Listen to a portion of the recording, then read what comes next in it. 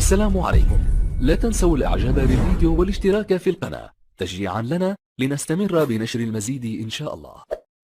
أما في موقع الفيسبوك فقد انتشر مقطع فيديو لإحدى المصابات بفيروس كورونا وهي تسعل، حيث تعمد الطبيب تصوير سعال المريضة حتى يتم تمييز سعال المريض المصاب بفيروس كورونا عن السعال العادي أو لنسميه السعال الموسمي.